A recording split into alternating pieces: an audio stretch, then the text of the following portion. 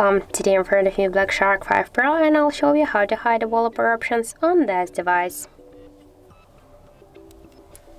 So first let's launch the settings application, and after that scroll down to the additional settings. Then scroll a little bit down, and if you just have activated developer options, so you will see this section here with the developer options.